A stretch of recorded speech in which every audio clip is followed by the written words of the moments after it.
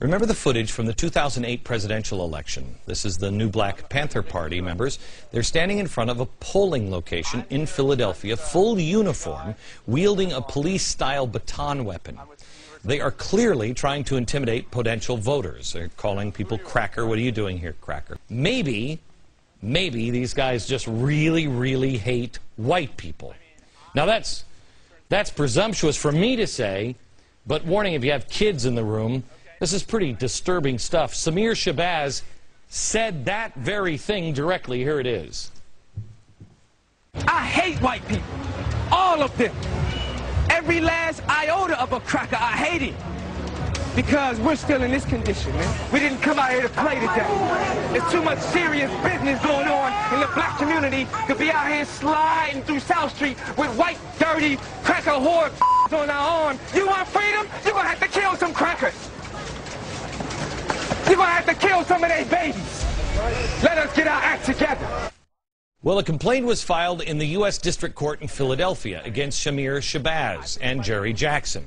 They're part of a national effort by the Black Panthers to station members at polls and intimidate. After the case was effectively won by the DOJ and then a default sentencing was imminent in May of 2009, the DOJ made the unheard of move to suddenly file a notice of voluntary dismissal of the lawsuit for the two defendants. That's why. You know? Wow, why would... I mean, that's a weapon. Really, what happened here? There had to be some reason for the sudden turnaround, right? Some logical explanation, because certainly our administration and our DOJ wouldn't accept this from white people, black people, Asian, it doesn't matter. You wouldn't accept this. This goes to the core of our republic. There has to be some reason for the flip, because seeing the video of the guy who wants to kill crackers and cracker babies standing with a club outside of a polling location really doesn't help the defense's case. So why drop it? Well, maybe it was a little favor for all of the support of the new Black Panthers that they gave Barack Obama during the election. Or maybe it is because the United States Attorney General, the head of the Department of Justice, is black. And as a director of Obama's presidential campaign, Eric Holder also has ties to the Black Panthers. And you know, black people always walk around with a chip on their shoulder because they're black, daring anybody to say anything to them.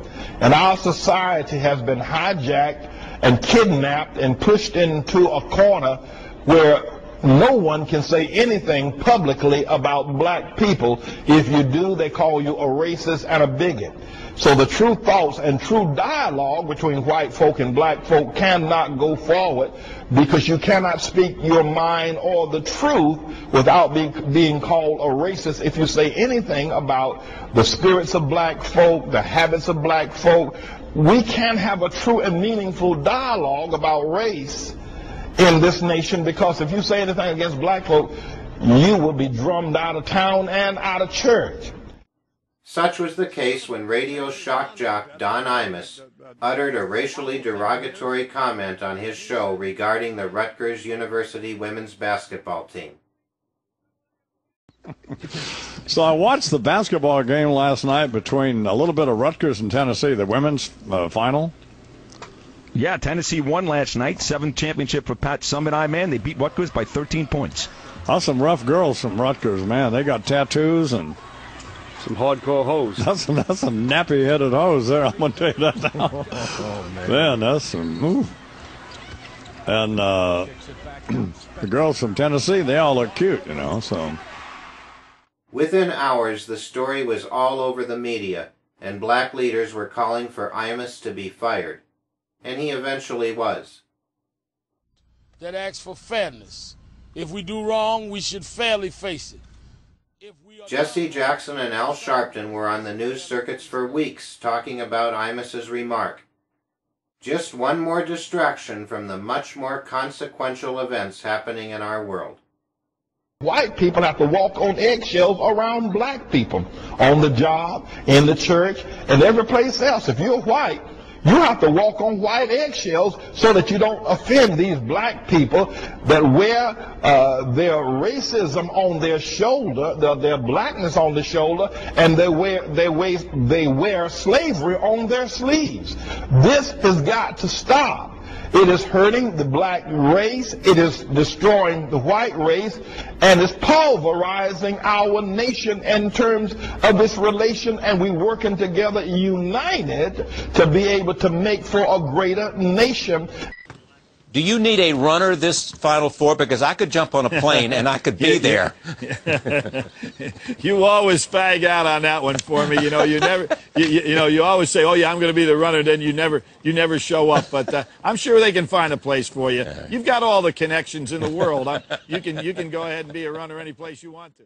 More than 1,000 people gathered in New York on Sunday to rally against the proposed building of a mosque near the site of the September 11 attacks. This was the top news story on the 9th anniversary of 9/11. It's a spit in our face. Go build it uptown somewhere. Don't put it here. Of all places, don't put it here. Why do they want to put it here? I think it's just a spit in our face. I think they're laughing at us. I think Al-Qaeda's laughing at us. Is Al-Qaeda laughing at us? All 50 to 100 of them? Who knows? The elite are definitely laughing at us. America has bought every lie and fabrication these people have had to offer, and it's become easier through the years as more and more Americans have been doped up on prescription drugs, injected with mercury and aluminum, and drinking and bathing in fluoridated water. They've made your life into a virtual soap opera for you, so just enjoy it. Here's another distraction. Here, September the 11th, International Burn a Quran Day, actually for two reasons. Number one, we wanted to remember those who were brutally murdered on September the 11th. And actually, we wanted to send a very clear message to the radical element of Islam. We wanted to send a very clear message to them that we are not interested in their Sharia law. We do not tolerate their threats, their fear, their radicalness. We live in the United States of America. We want to send a clear message. Excuse me? I said, don't you think you could possibly do more good about bringing attention to your concerns over radical Islam by not burning the Quran on September 11th, by saying, you know what, we're going to take the higher road here. We're not going to do this. At this time, no. I believe that we are dealing with an element that you cannot talk to. We're dealing with an element they must be shown a certain amount of force, a certain amount of determination, and putting a stop to it. That doesn't sound like the Christianity most of us were taught, but you know what? I thank you for your time and your perspective this morning. And in our current America, military generals can influence our rights to freedom of speech. After the pastor decided at the last minute not to burn the Quran, he was given a $180,000 bill from the Gainesville, Florida Police Department. How much longer will the American people blindly accept everything they are fed by mainstream media? Wake up! The American dream is dead. We've been lied into wars and stripped of our freedoms again and again. We came from a society where 3 brave police officers, wearing no armor, charged that tower and brought down a military-trained sniper in 1966, to setting up a command post on the school lawn and standing back while 2 crazed teenagers were left to themselves to shoot and kill as many people as possible. They use fear to make us complacent, and it's worked very well so far. So what do? You got to stand up and not be worried about popular opinion or what people say about you or what people think about you. The global elite are running the world. They use corporations they own and government officials they control to influence national and global policies and laws. The union of corporations and government is called fascism. That's where we are right now, and we need to get out. You're not being kept down by the immigrants or the black guy. That's not who is your problem. Your problem is the corporation, the greedy corporation, and those people who put politicians in office who do the bidding of those corporations, who rapaciously plunder the workers' pensions, who take their jobs overseas and so forth. That's the real problem, is to convince those people who their real problem is. And their real problem is that corporations have taken over America. And they have. Forget about that we the people nonsense. America has the very best government big money can buy. And media-driven materialism has caused millions of Americans to tumble into debt, while the big corporations have seen billions in profits every year. Meanwhile, America's infrastructure is falling apart. The Constitution and Bill of Rights have been butchered, and America is now on the list of nations who use torture.